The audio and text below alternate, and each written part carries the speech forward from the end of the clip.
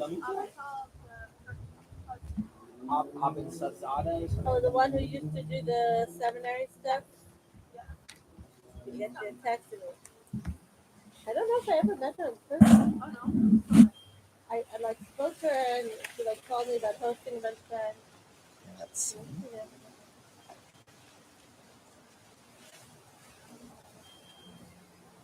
Remind me your name again before I run into you a bunch more times and then like can never ask again.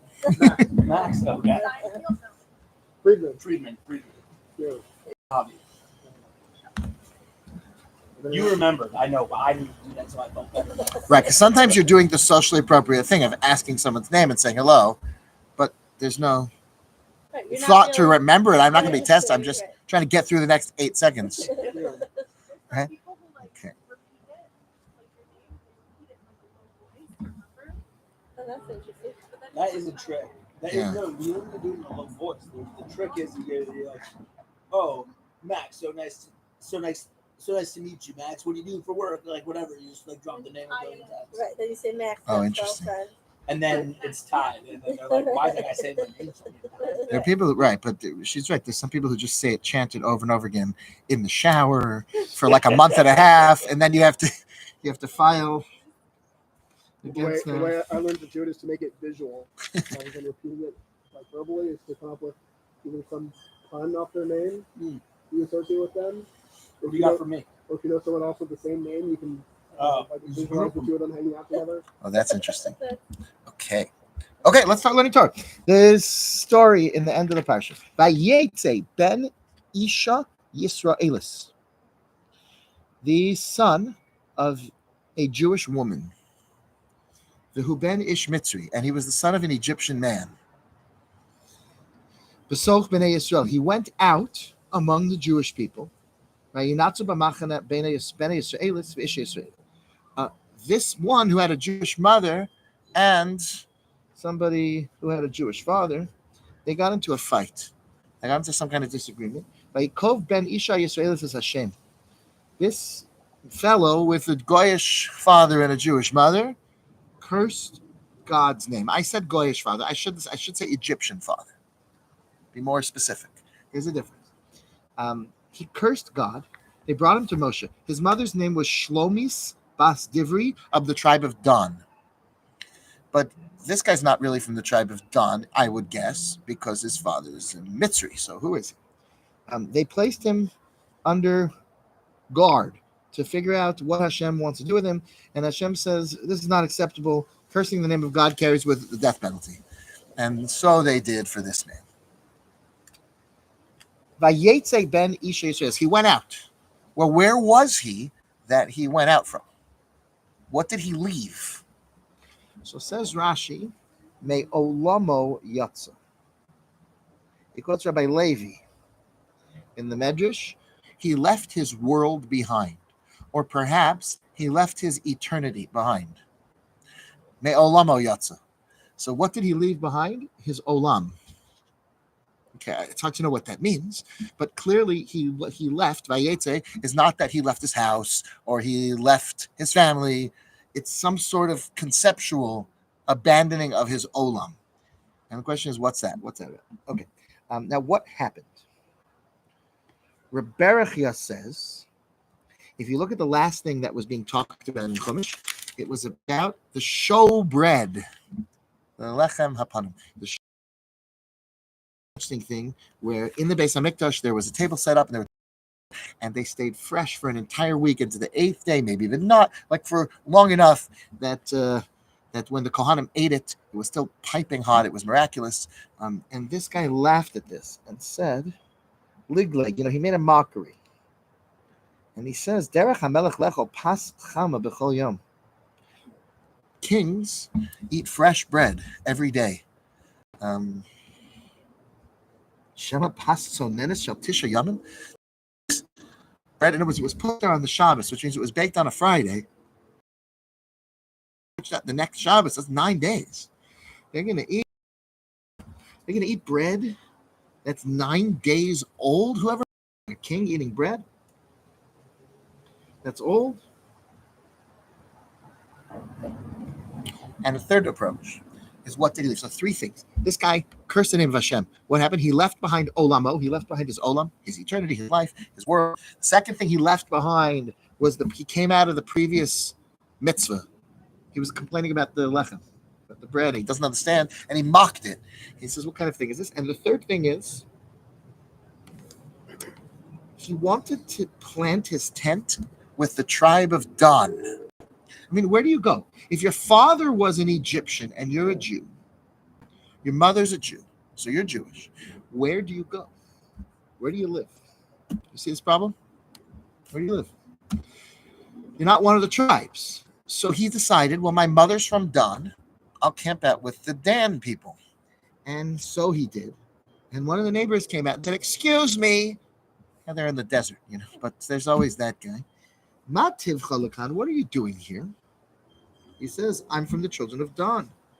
And they said, no, Judaism is from the mother, but it goes by the father when it comes to the tribes. You don't have a tribe. So they went to Moshe, and Moshe said, you're right, you can't live in the tribe of Dan. So he got up and he cursed the name of God. So he couldn't find a place for himself. He couldn't understand the bread, how it stayed fresh the whole week. What's the message of that? And Me'olamo Yatza. One of the earliest Hasidic Svarim is called the Be'er Mayim Chaim.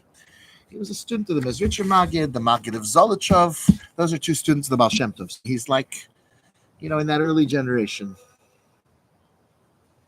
He says, when it says Me'olamo Yatza, what does it mean? So first he says something interesting that you need to know. This man's, the truth is, before I read you the Rambam Chaim, I want to give you one more piece of information. Rashi says something very, very perplexing. Rashi says that this man converted to Judaism. Melamed Shem Nisgayer. He also says the guy's father, according to Rashi, this man's father was the Egyptian man who Moshe killed. Do you remember the story? There was an Egyptian man who Moshe killed, and then he buried him. And then Dustin and Aviram, they said, whatever, there's people fighting, and they said, oh, you're going to kill me like you killed the Egyptian, and Moshe had to run away. So it was a heroic moment in Moshe's life when he saved a Jew who was being beaten by an Egyptian. The backstory is that there was a woman who was a married woman, and she was righteous, a good woman, except that she was complete, but she was very talkative, and she caught the eye of an Egyptian. She was a little bit too, I don't know if it means that she was flirtatious, something she's blamed a little bit for not being careful enough. This man, therefore, became obsessed with her, and he snuck in and took advantage of her, and she didn't realize it was the middle of the night or something, and she thought it was her husband. The husband came in, figured out what was going on, right? And so he was beating up the husband, about to kill the husband, and that's when Moshe stepped in and killed the Egyptian. That's the story. This is the child of that union. That's why there was a Jew with an Egyptian father. This is Rashi. This is like the straightforward teaching. The children don't always learn all these details at school because they're sometimes too young to fully understand how that could work. But we're, whatever. This is what happened. So the Egyptian, Moshe, now this boy grows up. And do you remember how Moshe killed the Egyptian man? If you read Chumash Rashi, he used the name of God. He used the name of God to kill him. Yeah, that's what it says in Chumash Rashi. Right? In Rashi, and Moshe invoked the name of God, and the man fell dead. This man grows up to curse the name of God. This very boy, whom Moshe saved his stepfather's life, right? It wasn't really his father. His real father was the Egyptian. Okay, so that's the story. Now we have like the Tzuras Hadvarim, right? Why would this guy need to convert? His mother was Jewish. So Ramban asked this question. It says, why would we have a medrash that says the boy needed to convert? So he says, well, there's the French rabbis, the school of the Bali Tosos, I think, who were under the opinion that until the giving of the Torah, things work differently.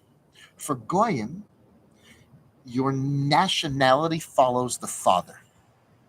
It's only for Jews that your nationality follows the mother. So the Ramban says, according to the French rabbis, until the giving of the Torah, a person with a Jewish father would have been Jewish and not a Jewish mother, because they were just like any other nation. And whether you're Amalek or Egyptian or Moab, or right, any of these things goes by who your father is.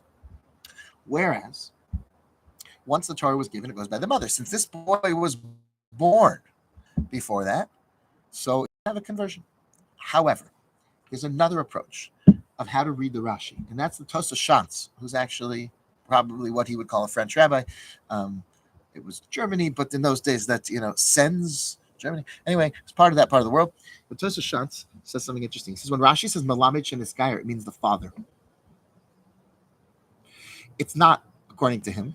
According to that approach, it seems that he doesn't learn that the biological father of this child was that same Egyptian. But he says Malamid Sheniskayer means the father. And what's the purpose of the story? To explain to you that there's a halacha in the Torah that says when a person converts to Judaism who is an Egyptian, his children, there's Mitzri Sheni and Mitzri Shlishi. It takes a couple generations until such a child is allowed to marry into the mainstream Jewish community. And until then, they can marry other converts. They could marry a mamzer, which we'll talk about in a minute, but they can't marry into the mainstream Jewish community, which is really troubling because the person converted. What's it their fault? The Torah is showing you some of that Egyptianness stayed. And this kid's father, who had that, who was a convert, B'soch B'nai Yisrael, Ben Ish Mitzri, B'soch B'nai Yisrael means his father had been an Egyptian who converted, and that stuck with him. And therefore, even though you have people that convert to Judaism, right, and it says, the Gemara says, for example, a convert for 10 generations, be careful how you talk negatively about any goy around him, because he'll be more sensitive. In other words, there is an attachment. I'll tell you even more. Ruth is a convert, right? So it says that Ruth, she was the granddaughter, the descendant of Eglon, the king of Moab. What happened is, Ehud, do you remember the story of Ehud ben Gera? If you don't, it's worth reviewing. In the book of Shoftim, Ehud ben Gera was a lefty. And Eglon, the king of Moab, was terrible to the Jewish people. And so Ehud had an idea. He was a shofet. He was a strong warrior. He comes in, and he has a sword on the other side. Now, there's a perfunctory search of everybody's, when you have a sword in your belt, you can only get it out across your body. You can't really get the whole thing out if you're righty from your right side. So you keep it on your left side. And perhaps in those days, it was like, those grandmothers who were severely beaten because they were almost a lefty, and they would tie their hand. I know those stories. So right, everyone had like a first grade teacher who would tell them about the. So this Ehud was a lefty. He was from the tribe of Binyamin. It says in Shoftim that the tribe of Binyamin had a tremendous preponderance of lefties because their name is Benjamin, which means son of the right hand. And they had tons. There were 700 expert sharpshooters, it says, who were all left-handed and never, ever missed. The sniper crew was all lefties. Very, very interesting. And they were all from Binyamin. So Ehud ben Gera from the tribe of Binyamin comes into Eglon. Eglon is this fat, massive king. Like, as a little kid, I pictured him looking like an egg, like Humpty Dumpty, Eglon, because he was huge, enormously fat, to the point that when Ehud eventually kills him and plunges his sword all the way into his belly, it went all the way in and never had to come out the other side. It just swallowed. The Torah's, the Navi's very good at giving these details that just really stick with you. This was an enormously fat guy. So he was up in the room, and Ehud went in to meet him. He was checked for his sword, and on the left side there was no sword because it's on the right side. He went in, and he says, I have a message for you from God. And Eglon stands up, which is no simple feat for a morbidly obese guy, but he stood up to honor Hashem. Says Rashi, in the merit of that, Ruth came from him. Ruth comes from him and becomes the mother of Mashiach because he stood up for God. Now, understand, you know that when you convert, you're like a brand new baby. So who cares? You understand? Like, it's just not really his kid anymore. And is there any residue of Moab and Eglon in Ruth? Apparently. Another example with King David. It says in Tehillim, Matsasi David Avdi. I found David, my servant. So says the Midrash, Heichan Matsasif. Where did you find him? In other words, finding King David sounds like he was in a very unlikely place. You would not have expected King David to come from there. So where is that? So it says in Sodom. Because Moab and Ammon come from Lot and his daughters. You would not have expected King David, the Messiah, to come from a story of a man sleeping with his two daughters and fathering children with them. But that's where King David came from. And the question is, what do we learn from this? So the Mefarshim are all busy. One thing is that Sodom, the city of Sodom, there's a lot to say about it. But even the most wicked of places, there can be something you need from Sodom. There can be some quality, some characteristic that does have a good place. And one thing about Sodom, I'll just give you one theory, but there are many. I've heard people say that it's because Sodom is tough and there's some cruelty. Sodom was cruelty. And yet a king is the one who has to wage the wars.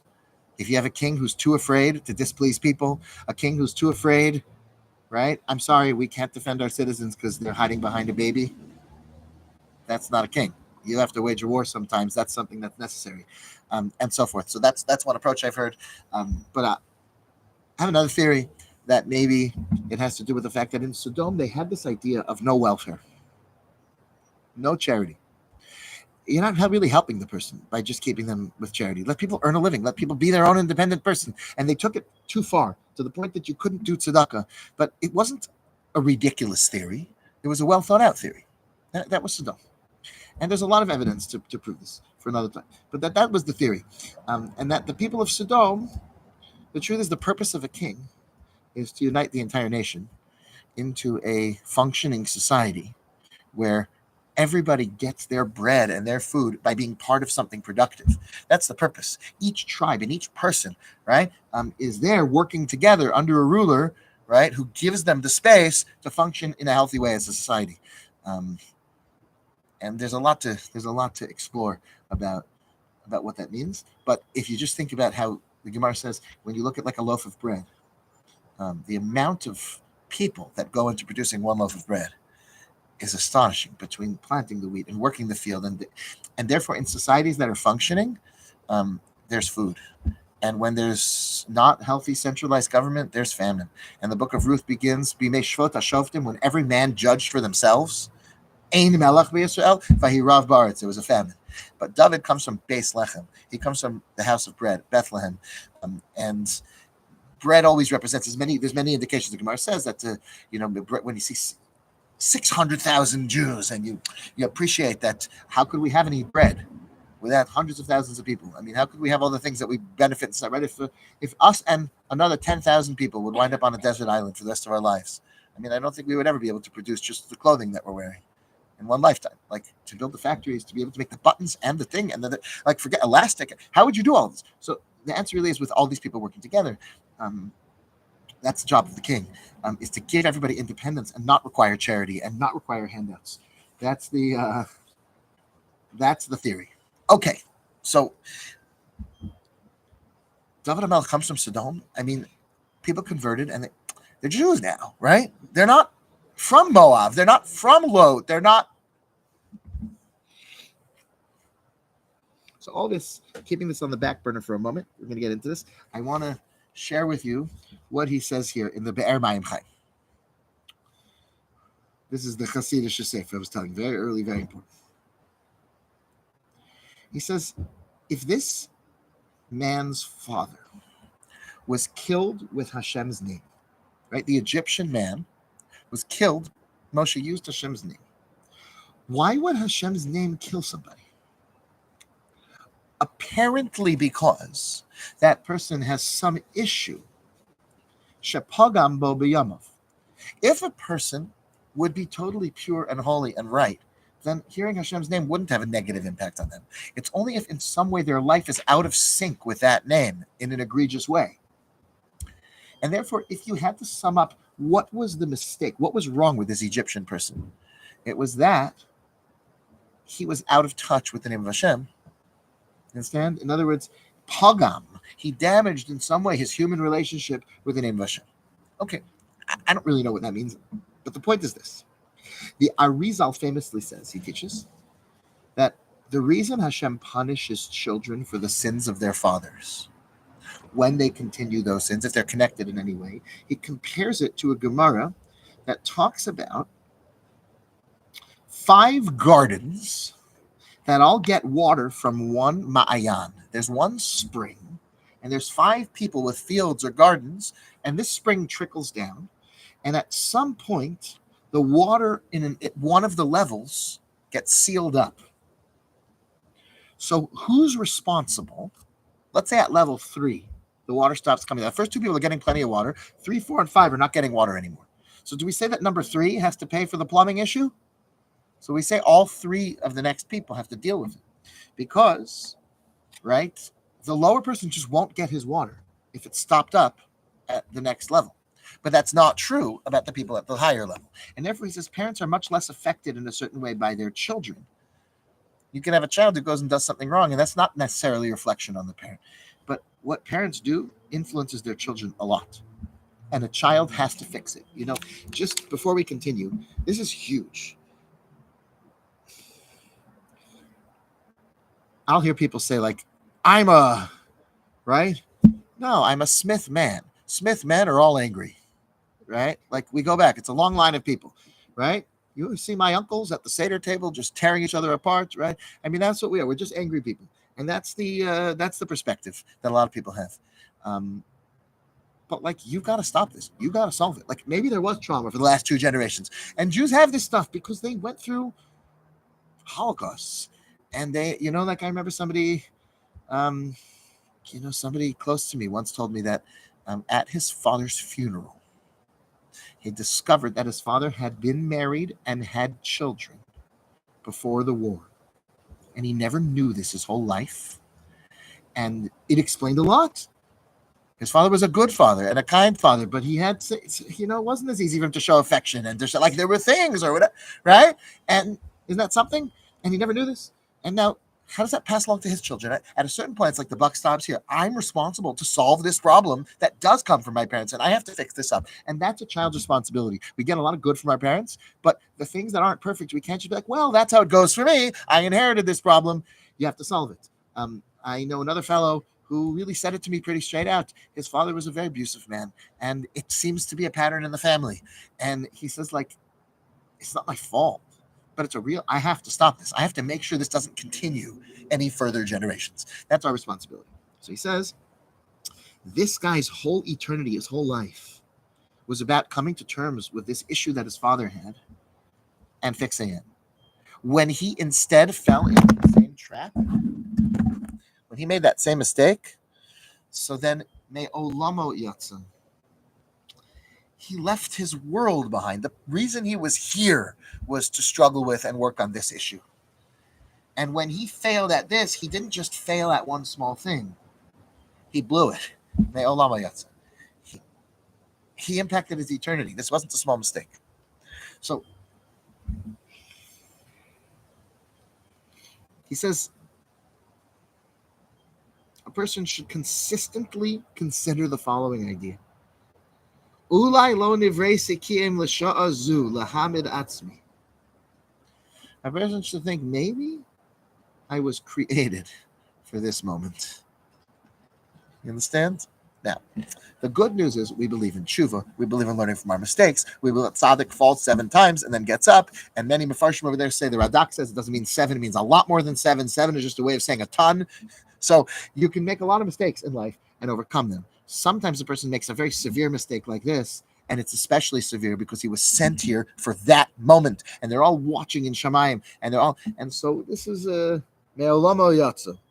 Okay, it's a big task. I'm not trying to make anybody self-conscious, but understanding that these are the times that we're really, really challenged with something really tough. I think the language of Rav Hutner, in one of his letters, he calls them the sha'os hagedolos. Those are the biggest hours of your life. The really, really tough ones. That comes up in your life, and it really pressures you. And it's like, don't say, look, there's lots of other mitzvahs I do. This is the thing. This is the big one. Okay, that's point number 1. But I want to get into this business about the convert, how his father was an Egyptian, how he was an Egyptian. Listen to this Gemara. There's a Gemara that says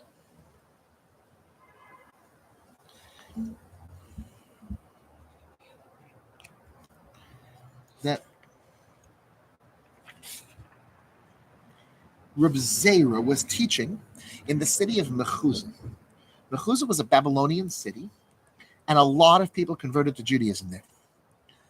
When Jews went into exile in the old days, a lot of people converted.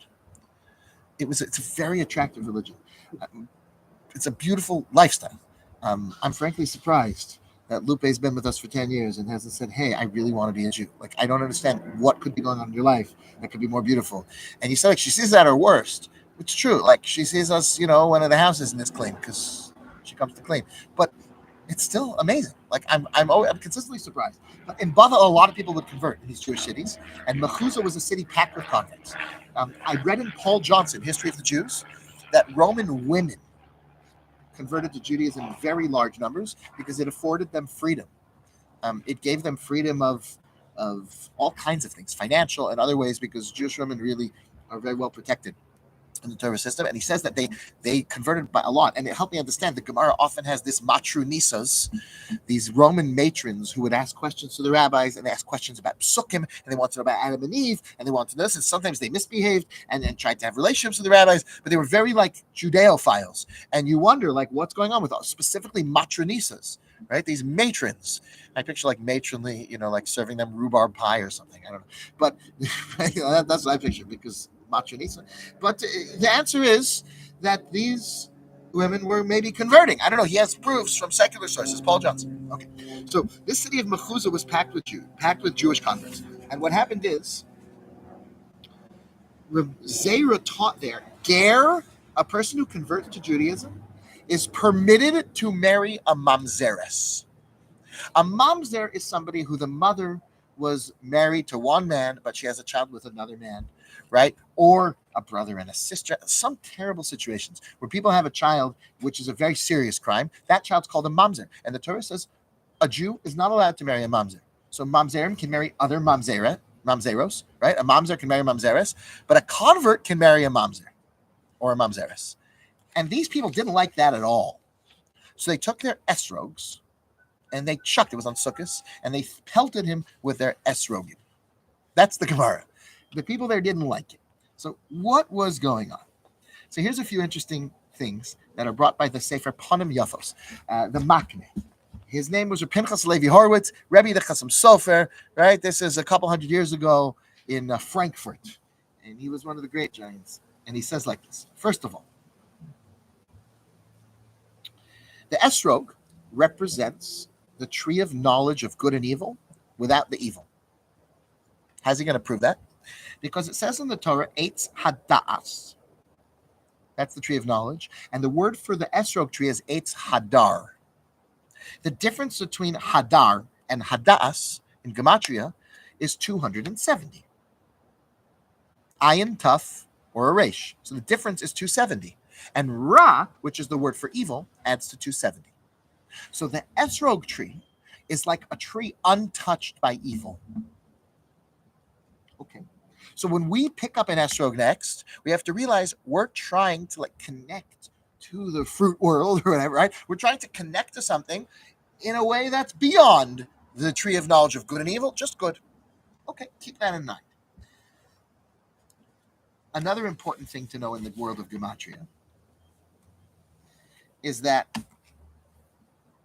Mamzer, Mem, Zayin, Resh, equals 287. Ra, evil, I told you, is 270. And Tov is 17. So listen to this beautiful Gematria. Mamzer is a mixture of good and evil.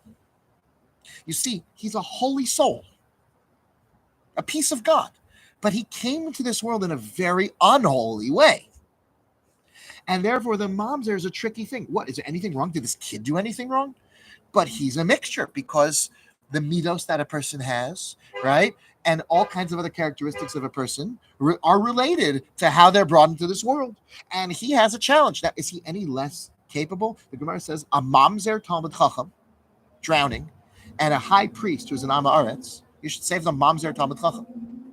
A mamzer who's a knowledgeable, elevated, good person is worth more than anyone else in the world. I mean, who cares, right? You still can't marry him, or her, but they're super holy. They can be the highest level of holiness. Okay. But what's with the convert thing? So then he says another really interesting one. He says there's a Gemara that says Ger Suro Ra.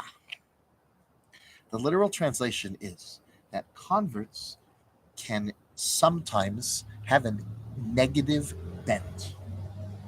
You have to be very careful. Shema Yachzor Lesuro. We have to be very, very gentle and kind, because a person who converts to Judaism, if you're mean to them, if you're cruel to them, if you're not welcoming, they could go back to the way they started. Suro Ra, they started out in a different place. But he says it means something else. He says, in the sin of Adam Harishon, there were holy sparks that got spread around the world. And Jewish people, some of the Jewish souls got sent in very, very distant places. And they were born into places that aren't inherently teaching holiness and experiencing holiness. And their route in life was to be coming to convert and join the Jewish people. Now, I did get to speak about this in Shul on Shabbos, and then afterwards I realized there's so much more I want to do about this, that like for the 10-minute drasha, so I'm going to give a shiur about this. So, for those of you in the cyber world, right, or those of you here who may have heard a little bit of this on Shabbos, don't worry, we're not repeating, even if you might hear one or two things that are the same. If you remove the word Ra, Suro Ra, if you subtract the word Ra from the word Da'as, so Da'as is 474. And if you subtract 270, right, you get Ger. It's off by one. And another time we'll talk about why that's a consistent thing from back to that gematrias that are within one are considered the same. It sounds a little bit funny, but there's actually a lot of sophistication to why this is true and what it means. I'll just tell you in a nutshell, what some of the Sfarim say is that im hakolel, it means you count the fact that this is one word. Because if I have all the parts to a ship, right, all the parts, I don't necessarily have a ship until I put it together as a ship, but I don't have any more parts. So im hakolel is when you're counting something, not just with all of its parts, but as the sum of its parts as well. And then we add one. And therefore, things that are off by one, if you're using imakolo, would work that way. And there would be a reason. You understand? There would be a specific reason why here this one is imakolo and that one's not. Okay, so in this case, I haven't really thought it through, but there must be a reason. Because the ger has tov and ra, and here you're taking out, when you take out the evil, then you get ger. From Eitz Hadas, the tree of knowledge, you take out the evil, you get ger. So he's one of the good pieces. But he was thrown into a world where he has this big root. Okay. And he says, listen to this. You know why a ger can marry a mamzer? Remember, mamzer is the mixture of tov and ra? The ger is the expert in this world. His soul is put in this world to be able to discard the bad and cling to the good. So he could marry a mamzer because there's so much good in this person, and they'll bring beautiful Jewish children into the world. The problem is, not everybody can figure out how to maximize the good in another person and just push aside the bad. That's what we're all really trying to do in life. But the mamzer is a much trickier thing. He needs a real commando unit called a ger. If they would have understood why a ger can marry a mamzeres, they would have been honored. But they didn't understand. And in doing so, they chucked their estrogim at him. They let go of their estrogim. They didn't realize the estrog, which is the good from the Eitz Hadas, which is for another time why that is, and so forth. And that's why they flung their estrog, not realizing, no, you should cherish your estrog, because your estrog is who you are as a ger. Okay, beautiful gematrias, all different interesting ways to fit it in. If this is the case, then we can understand the following. There is a beautiful pasuk in Yecheskel 47, which promises a beautiful day one day, when v'haya b'shevet asher gar hager ito, when Mashiach comes. This is how many Mefarshim learn it. I'll tell you which Mefarshim. When, in the end of days, the tribe in which that convert lived, Sham titnu nachaloso ne'om Hashem Elokim. Even though this poor guy from the tribe of Dan couldn't find a place to live, no, you'll find in the corners or something where the other converts are, the other people came out of Egypt. But when Mashiach comes, they will get a piece of land in whichever tribe they attached to. So if they just kind of loved the Ethiopian Jews, who may have had a tradition, they're Shevet Dan. Okay, I don't listen. Before you decide that the person from Ethiopia is Jewish, contact your local Orthodox posek to figure out if they maybe need a gerus l'chumra or whatever it is, right? If you Ravad Yosef, different approaches. But maybe you have a person who converts and they connect to the Yemenites, Ashkenaz, Sephardi, right? Bukharian, whatever it is, right? Whatever your flavor is, that tribe, you'll become one of them, and you'll get a piece of land with them when Mashiach comes. So why not now? Why only when Mashiach comes? And I think it's very important to know that wherever the convert came from, this holy spark, this thing that he brings, which was influenced by being Egyptian, has a positive and a negative, right? He's got to let go of the negative side and cling to the positive side. There are so many good things in every nation of the world. And when the good things are cherished and brought within the Jewish people, it only makes us richer. HaKadosh Baruch Hu, God sent us among the nations. The only reason that we went into exile is Kedei Sheyitosu Alehem Gerim, in order that converts should attach themselves to the Jewish people. So the reason we went through Holocausts and every other tragedy in the world in exile, Gemara is saying, it's worth it because we're picking up converts along the way. And these are holy souls. These are our brothers and sisters. These are our children. This is our family, right? You don't leave anybody behind. Soldiers stay in battle to bring home the one that, and that's what we're doing. So that's a very eye-opening thing. There is a sefer called Kapos Tamarim on the Sefer Sukkah. And it's brought in the Mishnah Lamelech on the Rambam. Is that like a hostage situation on the block? Is that why you hear helicopter? That would be very convenient for an outdoor shiur. Okay. Yeah, but it's a comfortable chair. You got a comfortable. So listen to this.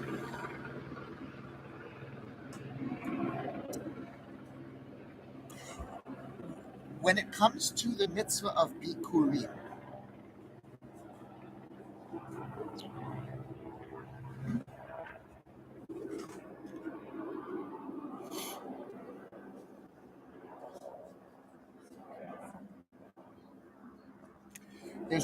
there's a discrepancy between the mitzvah of bikurim and vidui meiser.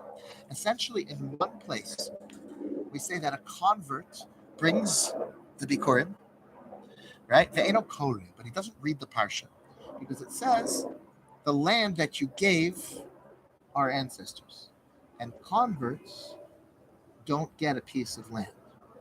But then in other places, it does say they can say it. And the question is, how does the Rambam reconcile this? So he explains as follows. Gabe bikurim nokat krolishna de la'osid. When it comes to bikurim, it says that you promised our forefathers. So by bikurim, the convert can say this, cannot say this, right? Sorry, I have it like tiny here.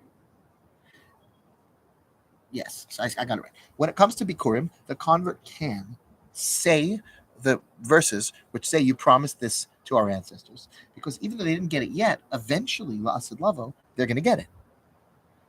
But so, in other words, the wording of the pasuk allows for it in the future. But if you say land that you gave to my ancestors, not promised to my ancestors, so that's a problem because they didn't get it. And therefore, when it comes to vidui meiser, they don't say it.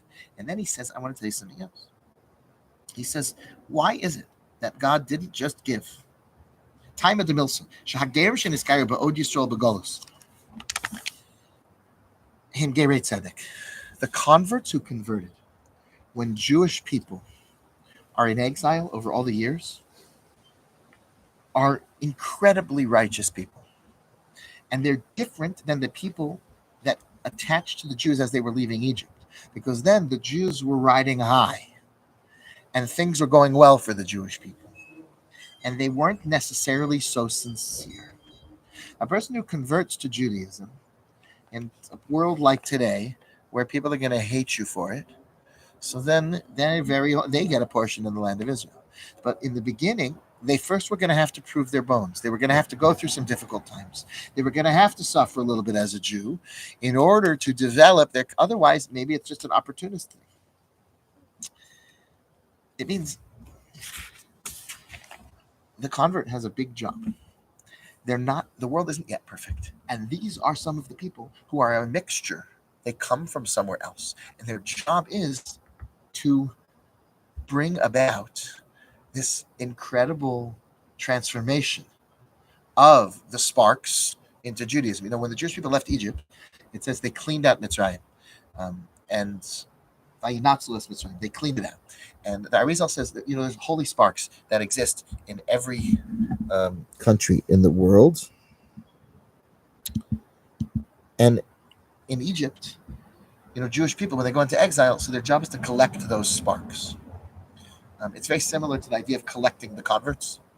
There's holiness and holy opportunities, not just in human form, but for the Jewish people. Every country has something of holiness and something to teach, and we collect as we go through exile. We collect lessons and things from those places. There's a place where Tzadok talks about this and explains how one country was modesty, and we learned things from there, and this one and that one. And each place they had like things that we could learn from. So our job is to collect those holy sparks. In Egypt, there are no more holy sparks. We cleaned it out. And that's why the Torah says don't go back to live in Egypt. It says that reason because there's no spiritual purpose anymore. The Jews got what they could from it. It's always interested me how Jews would live in a country until a certain point, and then there's nothing to go back for. They're in Spain, and now there's just nothing there for us. And Poland, but there's a Hafnasas Arkin by a grave. It's like very interesting. And how interesting it is for us to go back and see these places. I've always thought about this. Like, if we would tell you that there used to be a city called, right? Like, think about the cities now. Like, how many people have been to Kiryas Yol? I mean, if it wasn't there anymore, we'd be like, this is the most interesting thing. A whole city filled with only Hasidic Jews, and right? But now that it's there, who's even interested? I want to go to the one that's already been destroyed in Poland that was similar to that one. I want to go to Old Square much more than to New Square, right? So it's very interesting how we have this like affinity for it. So it says, don't go back to Egypt. It's a big desire. There's nothing there for you. So it means there's the people that came out of Mitzrayim, those holy Jews, those holy sparks, there was a reason for them to attach to Jewish people. But it was a lot of work, and it was a lot of pain, and the Erev Rav made all kinds of trouble. So, it's no simple task what the Jewish people have to do, both in terms of the human beings who join, who have endless amount of holiness, and they're our brothers, and we have to love them. I think that's the idea also behind Rus coming from Moab.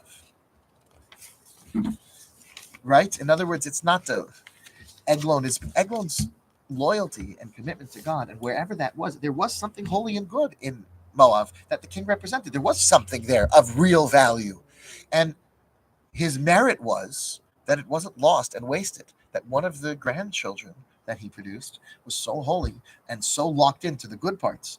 There's a pasuk that says, Od Ma'at. Let me pull up the pasuk. It's pasuk in Tehillim. Od Ma'at. Ve'ein. Right? Od Ma'at, a little bit more. Oh, let me get this. Od Ma'at.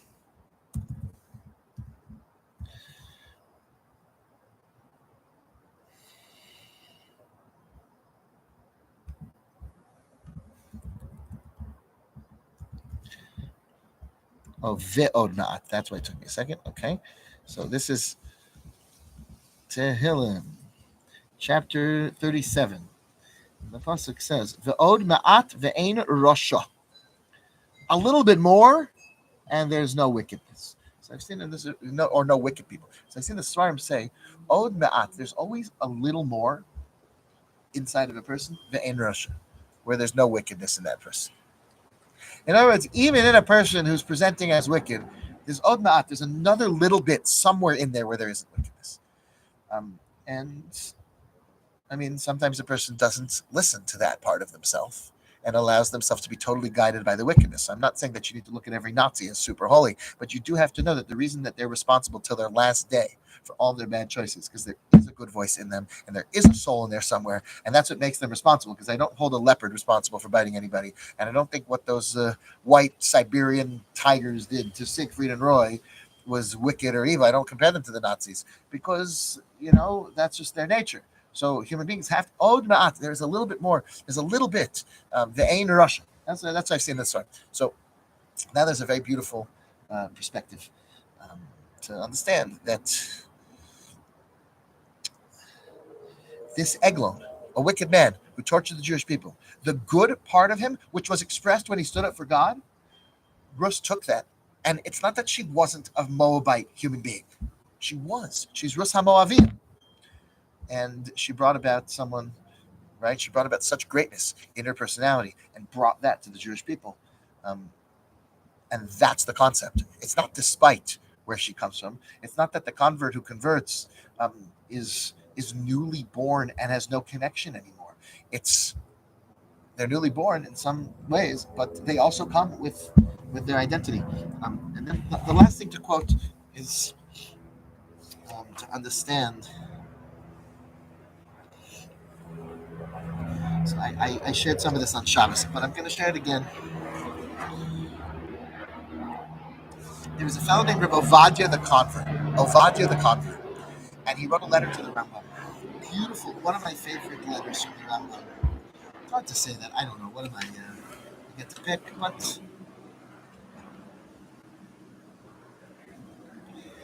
he asked him first. He wanted to know when he's praying, should he say Elokeinu v'Elokei Avosenu?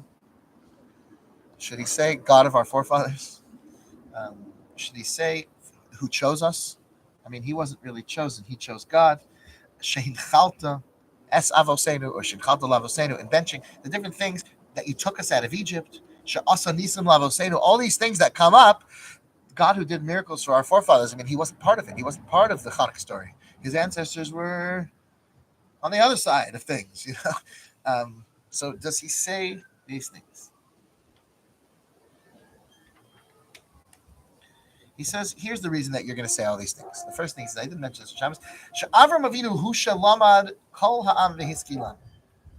It was Avraham Avinu who began teaching this to everyone.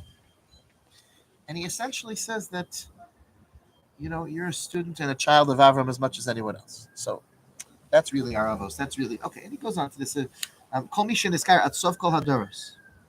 Anybody who converts until the end of all generations, he's considered a student of Avram and a member of his immediate family. It all really comes from Avram. Just like Avram had an influence on his generation, his influence was so impactful that that's what's impacting every convert until this day. The lessons and teachings of Avram that he made accessible to the world. Avram hu avicha. Avram is your father. Because the land was given to Avraham.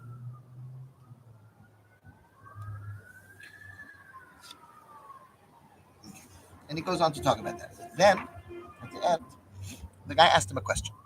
This guy was a very knowledgeable man, having been a goy. So he knew a lot of things about the goyim. And one of them was he was convinced that Islam is not idolatrous. And he had asked his rabbi about this, and his rabbi screamed at him. I guess the picture is you have a person who converted, perhaps a Muslim convert, who converted to Judaism, and he's fighting strongly about how Islam's not so bad, and it's not really idolatry. And his rabbi kind of loses at him and says, "You fool, it's a crazy thing. Islam's definitely idolatry. What are you talking about?" And he got really mad. So he wrote to the Rambam to find out what's the story. So the Rambam tells him, "You're right, the rabbi's wrong." And he says, if anything, the rabbi's an idol worshiper because Islam is not. But getting angry, the Gemara says, getting furious at someone is like idol worship, and he got mad at you. He says, plus, the Torah insists that you treat converts in 36. He says, is this man an idiot? In 36 places in the Torah. Did he forget that it says that you have to treat the Shikur Haya? Was he drunk? That he completely Shebeshisha Ushloshim Nekomos is here at Torah Lager. Torah at 36 places insists that you treat converts.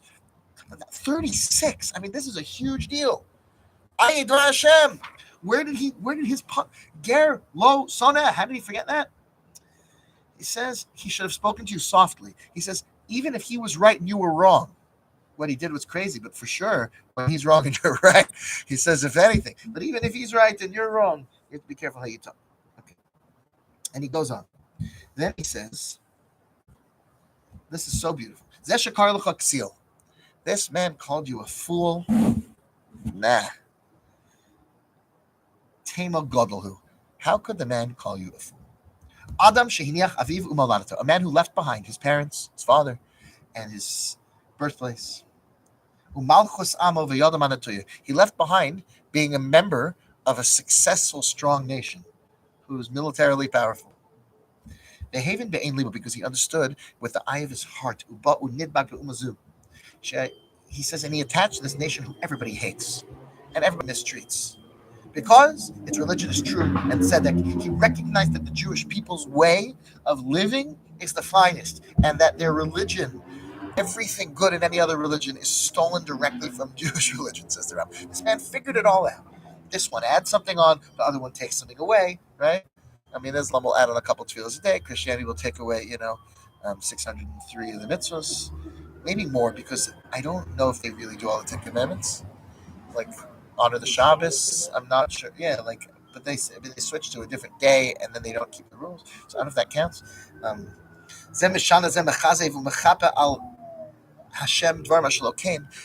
He saw that the other religions are blaming Hashem for things that are not possible. Hikirakol, V'yada, V'radav achar Hashem, and the man understood all this and then pursued a relationship with God aggressively,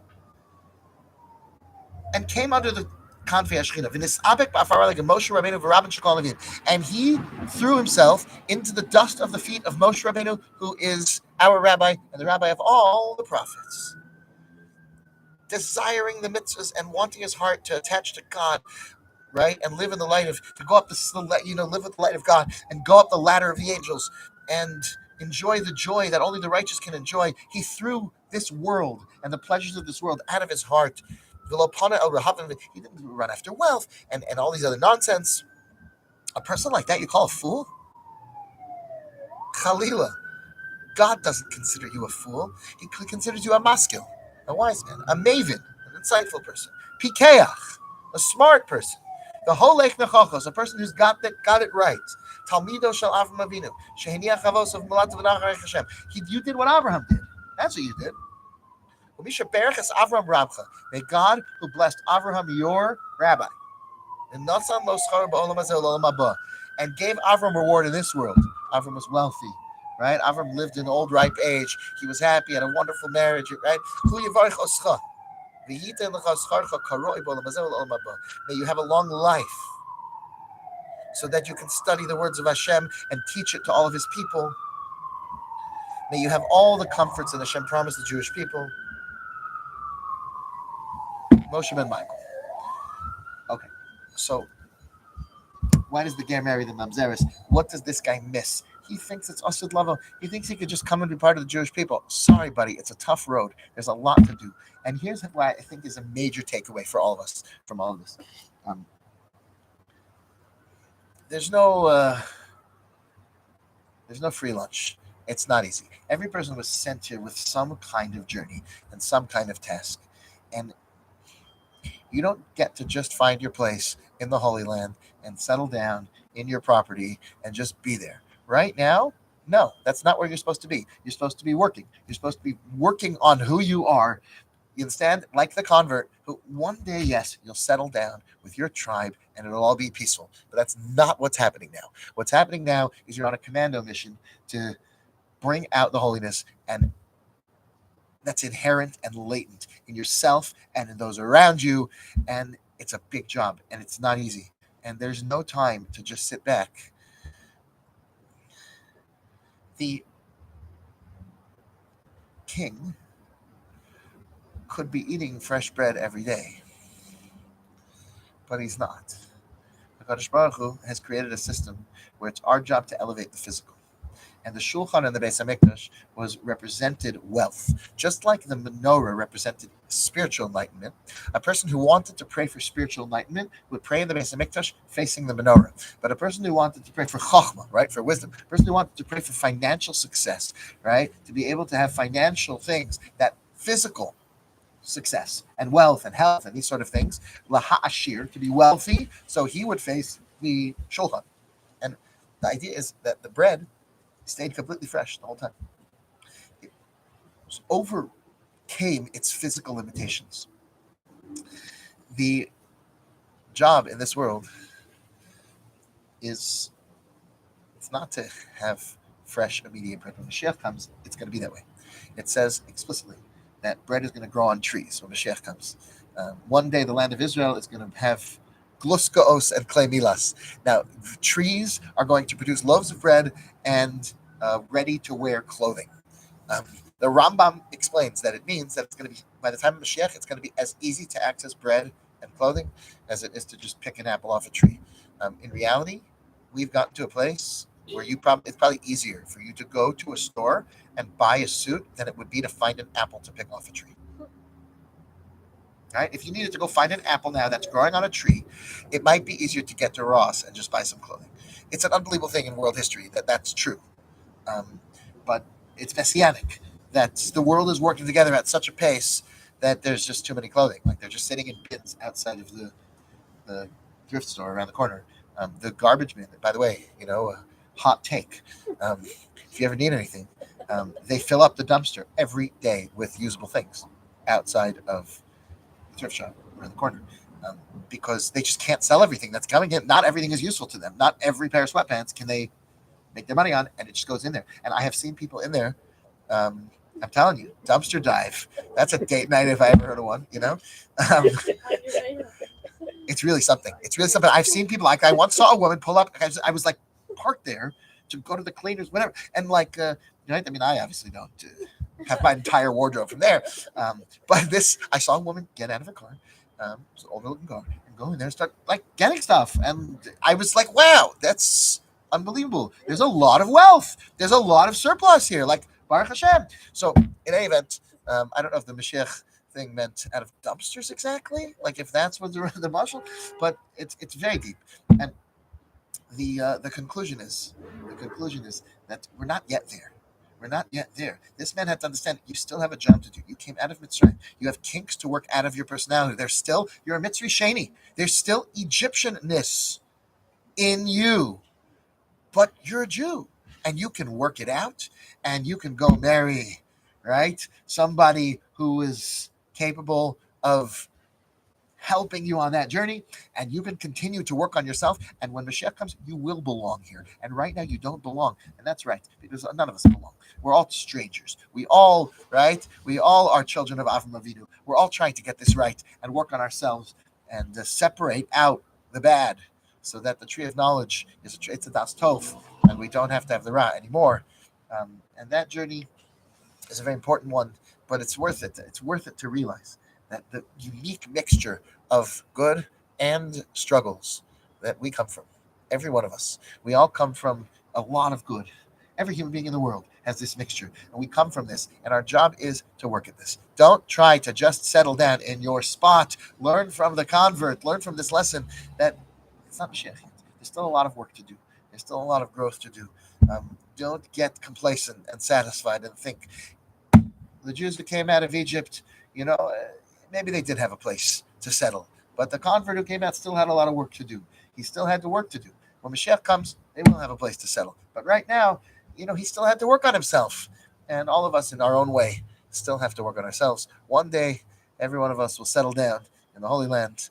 But Hashem hasn't put us there yet, because he wants us to collect the gerim. He wants us to learn from them. He wants us to have the best of us brought out. So halavai, that every one of us should know and understand this message about ourselves and not get upset and throw our esrog away. Don't throw your esrog away. Realize that the good and the challenges that we have inside of us is the path, is the way that we can really refine ourselves and bring out all those sparks of holiness and all those things. And that's what I wanted to share. Okay. Thank you guys for coming in. To death because he missed it 3 times. He had 3, he left his. Right, that's why he gets put to death. Meaning this convert or the son of the Mitzri convert. Right. So if you learn that he was the son of the Mitzri convert, then you have the theme that he was really in this world for a very specific task.